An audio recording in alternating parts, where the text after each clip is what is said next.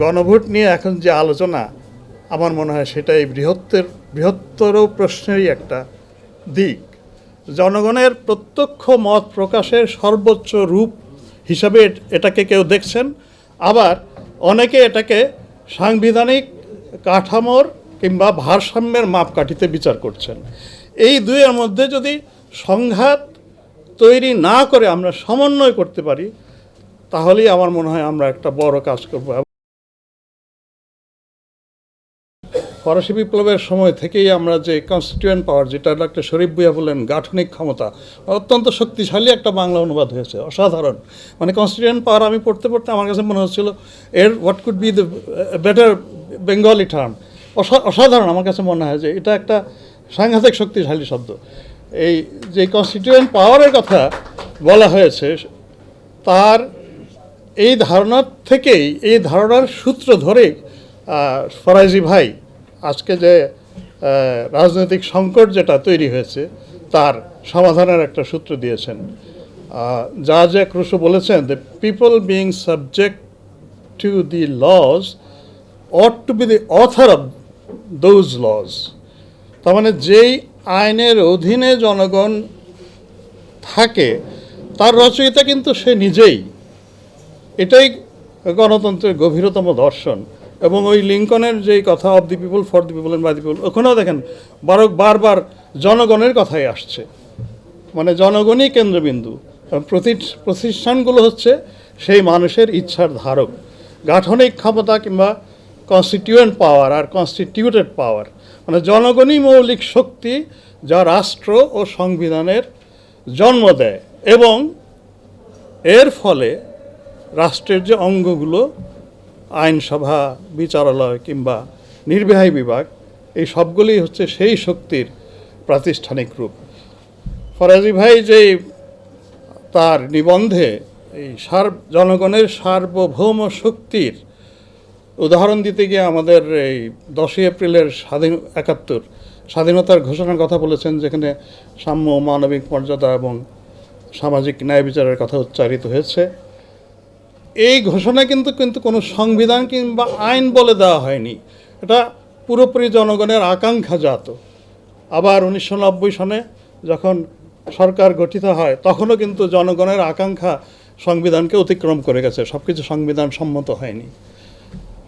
প্রিয় সুধীমণ্ডলী, 2024-এর যে গণ অভ্যুত্থান ছাত্র জনতার, এখানে বৈষম্য বিলোপের যে আবেদন, জবাবদিহিতা প্রতিষ্ঠার যে আবেদন, এটা কিন্তু একটা শুধু রাজনৈতিক পরিবর্তন না। আমি মনে করি এটা একটা নৈতিক পুনর্জাগরণ অথবা মরাল অ্যাওয়েকেনিং। আমি এইখানে একটা গুরুত্বপূর্ণ ভারসাম্যের কথা আপনাদেরকে বলবো। গণ অভ্যুত্থান গঠনের সময় যেমন আবেগ কাজ করে, তেমনি রাষ্ট্র পরিচালনার জন্য বিধিবদ্ধ কাঠামো দরকার। এবং জনগণের আকাঙ্ক্ষা আর এই সাংবিধানিক কাঠামোর মধ্যে যদি সংলাপ বন্ধ হয়ে যায়, তখন জাতীয় সংকটের শুরু হয়। গণভোট নিয়ে এখন যে আলোচনা আমার মনে হয় সেটা এই বৃহত্তর প্রশ্নেরই একটা দিক। জনগণের প্রত্যক্ষ মত প্রকাশের সর্বোচ্চ রূপ হিসাবে এটাকে কেউ দেখছেন, আবার অনেকে এটাকে সাংবিধানিক কাঠামোর কিংবা ভারসাম্যের মাপকাঠিতে বিচার করছেন। এই দুইয়ের মধ্যে যদি সংঘাত তৈরি না করে আমরা সমন্বয় করতে পারি, তাহলেই আমার মনে হয় আমরা একটা বড় কাজ করব। এবং এই জনাব সৈয়দ হাসিবুদ্দিন হোসেন কিন্তু সমঝোতার কথাটা উল্লেখ করেছেন। এখন কারণ গণতন্ত্রের সৌন্দর্য কিন্তু সংঘাতে নয়, সমন্বয়ে। আমি শেষ করব আমার একটা ব্যক্তিগত উপলব্ধি দিয়ে। আমাদের রাজনীতিতে কনফ্রন্টেশনাল পলিটিক্সের চাইতে কনভারসেশনাল পলিটিক্স বোধহয় আমাদেরকে এখানে আনতে হবে। পরস্পরকে অস্বীকার করে নয়, পরস্পরকে স্বীকার করে আমরা এগোতে পারি কিনা। কারণ রাষ্ট্র কখন শক্তিশালী হয়? যখন জনগণ অনুভব করবে যে এই রাষ্ট্র আমার। আবার জনগণও দায়িত্বশীল হবে যখন রাষ্ট্র অনুভব করবে যে জনগণ তার বৈধতার উৎস। আমি মনে করি রাষ্ট্রের শক্তি কোয়ার্সিভ অথবা জোর জবরদস্তিমূলক হওয়া উচিত নয়, বরং এর শক্তি হবে এর লেজিটিমেসি। শেষ বিচারে রাষ্ট্রের বৈধতার কেন্দ্রবিন্দু হচ্ছে জনগণ। আমি বিজ্ঞ আলোচকবৃন্দকে আবারও আমার অন্তর থেকে ধন্যবাদ জানাই। তাদের কাছ থেকে আমি অনেক কিছু আজকে শিখেছি এবং আমাকে শেষে এইটুকু বলতে দেওয়ার জন্য আপনারা অনুমোদন করেছেন। মাননীয় সভাপতি জনাব হাসনাত কাইমা আমাকে এই সুযোগ দিয়েছেন। সবাইকে ধন্যবাদ জানাচ্ছি। আসসালামু আলাইকুম। 1 জানুয়ারি 2026 ইউটিউব জার্নালিজমের অগ্রদূত changeTV.press সংগ্রাম মুখর 7 বছর পেরিয়ে পা রাখলো গৌরবান্বিত 8 বছরে। এই আনন্দ প্রহরে সবাইকে নিরন্তর শুভেচ্ছা। আমি নিজেকে ধন্যবাদ মনে করি। আমি সৌভাগ্যবান চেঞ্জ টিভির পক্ষ থেকে আমার সাক্ষাৎকার নেওয়ার জন্য তারা আসছেন এবং চেঞ্জ টিভি দীর্ঘ 8 বছর ধরে এই কাজগুলি করছে। আমি তারা অনেক ভালো কাজ করেছেন, দেশের মানুষের সুখ দুঃখের কথা প্রত্যক্ষ তুলে ধরছেন। আমার আশা থাকবে চেঞ্জ টিভি সামনের দিকে উত্তরোত্তর আরও সমৃদ্ধ হবে। একটাই শুধু আমাদেরকে উপদেশ দিতে চায় তাদের কাছে, সেটা হচ্ছে সত্য কথাটা মানুষের সামনে তুলে ধরা, মানুষের ভিতরে কি চায় তাদেরটা তুলে ধরা, মানুষের প্রত্যাশা তুলে ধরা এবং মানুষের মধ্যে এই যে দেশাত্মবোধটা এবং সত্যবাদীটা এটা জাগরণ করে চেঞ্জ টিভির সামনের দিকে এগিয়ে যাবে। এবং যারা দেশের কথা চিন্তা করে এবং দলমত নির্বিশেষে যে লোকগুলো আছে তারা দেশের কথা চিন্তা করে, দেশের উন্নয়নের কথা চিন্তা করে, কোনো পক্ষপাতিত্ব করে না, তাদের বক্তব্য দেশের মানুষে তুলে ধরা, এই কাজগুলি সামনে এগিয়ে নিয়ে যাবে, এটা আমাদের প্রত্যাশা। অনেক ধন্যবাদ আপনাদেরকে, দেশবাসীকে, দেশবাসী পক্ষে সবাইকে আমি ধন্যবাদ জানাচ্ছি। changeTV.press এক ফোঁটা হলুদ নেই। আমরা শুধু আপনাদের কাছে একটাই আবেদন করব, মিথ্যার পিছনে দৌড়বেন না, সত্যকে ধারণ করেন, সত্যকে জনগণের কাছে তুলে ধরেন। সেটা যতই কঠিন হোক না কেন পিছপা হবেন না, ভয়ের কোনো কারণ নাই। আল্লাহর সাথে থাকেন, আল্লাহ আপনাকে সাহায্য করবে। কোনো মানুষের কাছ থেকে কোনো সাহায্য কামনা করবেন না। ধন্যবাদ। changeTV.press এক ফোঁটা হলুদ নেই। হ্যাঁ, চেঞ্জ টিভি আমি বিশেষ কারণে দেখি সুযোগ পেলে, বিশেষ করে তোমার অনুষ্ঠানটা যখন হয় আগে পরে আমি দেখে থাকি, ভালো লাগে, উপস্থাপনা ভালো, মোটামুটি সব কিছু ভালো। আমি তাদের শুভকামনা করি এবং চেঞ্জ টিভি আমি আশা করি সবসময় নিরপেক্ষ, যেহেতু এই চেঞ্জ টিভিটা সংবাদ প্রচারের একটা মাধ্যম, সুতরাং সঠিক সংবাদটাই চেঞ্জ টিভি প্রচার করবে, এটাই আমার কামনা থাকবে তাদের কাছে। সেই সঙ্গে আমার শুভেচ্ছা থাকবে।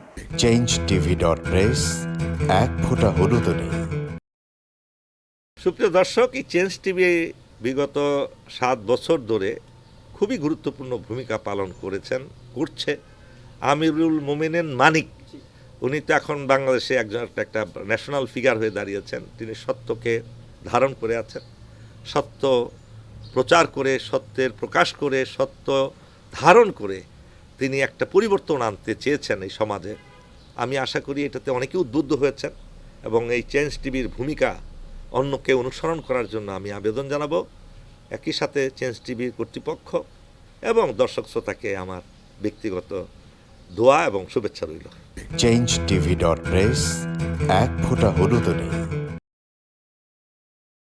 বিশেষ করে আমিনুল মোমিনিন মানিক তার চেঞ্জ টিভিতে তিনি সবচেয়ে আমাদের কঠিন সময়ে, সবচেয়ে দুর্যোগের সময়ে এখানে যে সমস্ত অনলাইন খুব ঝুঁকি নিয়ে দায়িত্ব পালন করেছেন, তার মধ্যে চেঞ্জ টিভি এবং তার প্রধান উদ্যোক্তা আমাদের প্রিয় ভাজন আমিরুল মোমিনিন মানিক, তিনি অন্যতম।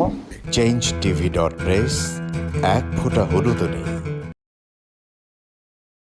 চেঞ্জ টিভি সবচেয়ে বড় নামটা সুন্দর, চেঞ্জ নামটা সুন্দর, হলুদ সাংবাদিকতা নয়, ট্রু জার্নালিজম এবং একটা চেঞ্জ। এবং মানে একটা কথা আছে, if you want to change the world we have to change yourself. এবং চেঞ্জটাই হচ্ছে মূল জিনিস, আমরা আমাদের সামনে রাখতে হবে। আমরা একটা পরিবর্তন চাই।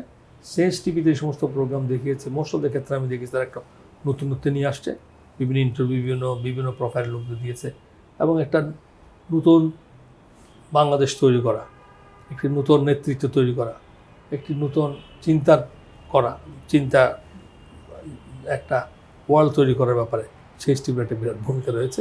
সেজন্য চেঞ্জ টিভিকে আমি ধন্যবাদ। যদিও এটা অনলাইন ওই ধরনের টেলিভিশন না, বাট এটা একটা online TV, but it's very successful. তাই আমি উত্তরোত্তরে সাফল্য কামনা করছি। আমি চাই যে ব্যতিক্রম দিয়ে আমাদের ইয়েটা শুরু করতে, যে কথাটা বললাম যে প্রত্যাশা, মানুষ একটা ব্যতিক্রম চাই, এবং চেঞ্জ টিভি সে ভূমিকা পালন করুক, এটা প্রত্যাশা। এবং তাদের 8 বছরের অতিক্রম করেছে, তাদেরকে শুভেচ্ছা, দর্শকদেরও শুভেচ্ছা জানাচ্ছি।